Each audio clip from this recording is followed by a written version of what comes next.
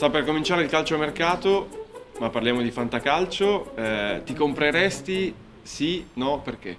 Per come sto andando a livello di bonus, eccetera, mi comprerei e quindi penso che i fantallenatori sono molto contenti per me. Se non avessi fatto il calciatore, cosa saresti diventato? Io ho fatto il liceo musicale e suonavo l'oboe. Prima di giocare a calcio frequentavo il conservatorio, sicuramente mi sarei inserito in qualche orchestra oppure a livello musicale. Ma perché proprio l'oboe? Perché non è uno strumento comune. Mi è sempre piaciuta la musica, avevo iniziato a suonare il pianoforte, poi mi sono appassionato di questo strumento che comunque è importante in molte orchestre ed ero innamorato del suono e per questo ho continuato a suonare. Ma riesci a suonare ancora? La prossima volta ci fai sentire?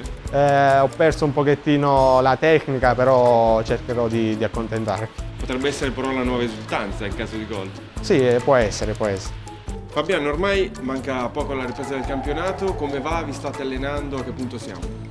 Siamo concentrati appunto sull'Udinese, lavoriamo durante la settimana appunto per migliorare alcuni aspetti sia tattici che tecnici e aspettiamo questo inizio di campionato. Come hai trascorso la pausa? Un po' di vacanza, un po' di allenamento? Sei andato in giro? Sì, finito con la nazionale sono stato un pochettino a casa con mia madre e con i miei due fratellini e poi sono andato in vacanza 2 o 3 giorni a Parigi con la mia ragazza. Quindi i due fratellini giocano anche loro, vedremo altri Parisi a breve in Serie A. Beh, uno è più grande di me, 95, e fa l'operaio, mentre l'altro gioca in eccellenza e comunque è molto forte, fa il portiere e cercherà di migliorare anche lui.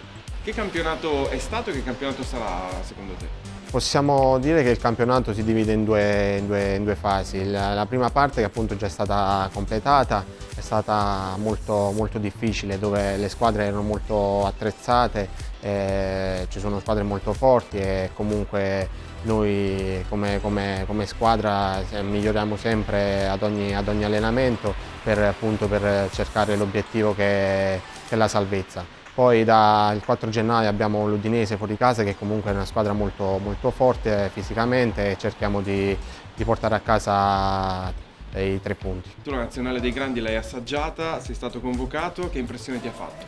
Beh, è sempre stato il mio sogno sin da bambino e giocare con grandissimi calciatori, con Verratti e con tantissimi molti altri è stato molto emozionante per me. Sì, sono felice che comunque Mancini mi ha iniziato a vedere e cercherò di migliorare ogni giorno per essere un punto fermo della nazionale. Ci spieghi come arriva la convocazione per la nazionale? Rispondi al telefono, arriva una mail?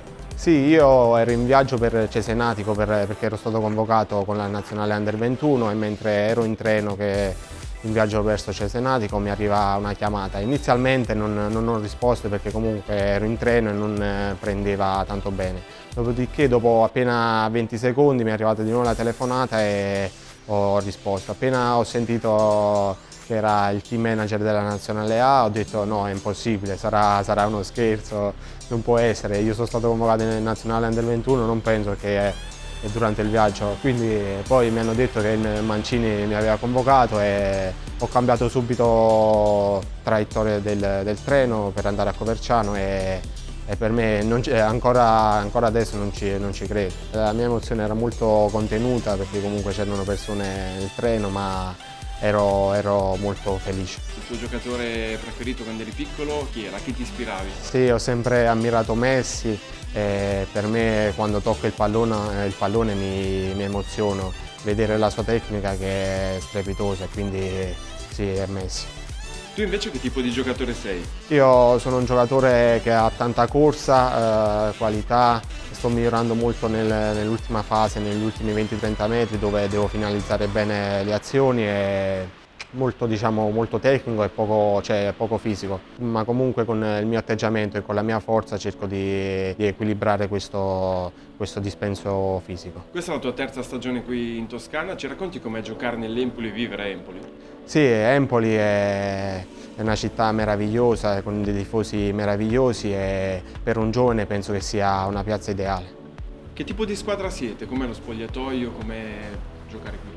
Sì, siamo tutti bravi ragazzi, con ragazzi che appunto durante l'allenamento danno sempre il 100%, non risparmiamo nulla e cerchiamo di migliorare e di portare a casa sempre il massimo. Siamo un gruppo molto unito, quello che ho legato di più è Cambiaghi e diciamo che un po' con tutti, con il capitano Bandinelli, con Luperto, un po' con tutti i ragazzi. Qui hai lavorato con Dionisi, Andrea Azzoli, ora con Zanetti, ce li racconti? Sono degli allenatori molto bravi. Andrea Azzoli ha un po' di esperienza in più rispetto agli altri due, ma comunque ognuno di loro ha delle sue idee e cerchiamo di mettere in pratica in campo. Ci fai un bilancio di queste prime 15 giornate già trascorse per quanto riguarda l'Empoli? Sì, siamo soddisfatti, abbiamo perso alcuni punti con il Milan qui in casa l'ultimo secondo dove appunto potevamo fare meglio, però per quanto riguarda il complessivo diciamo che comunque siamo a un buon punto. E invece a livello personale? Sì, a livello personale cerco di migliorarmi sempre, sia a livello tattico che a livello tecnico. Durante la settimana lavoro su alcuni dettagli e appunto poi quando vado in campo ci metto tanta determinazione e tanta voglia di dimostrare. Cerco di dare sempre il massimo, poi per un terzino fare gol è tanta roba, però comunque cerco di aiutare la squadra e di andare avanti. Indossi la maglia 65 che è un numero particolare, sappiamo che ci tieni parecchio, ci spieghi?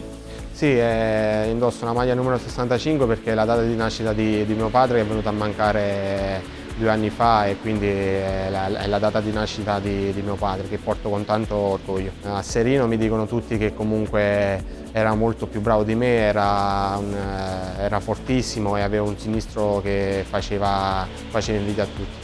Chi è la prima persona a cui scrivi dopo una partita? Scrivo sempre la mia ragazza, poi viene mia madre che comunque l'aggiorno su quello che ho fatto, anche se lei guarda insieme alla mia famiglia, guarda sempre le partite in diretta e quindi sono loro i primi che scrivo.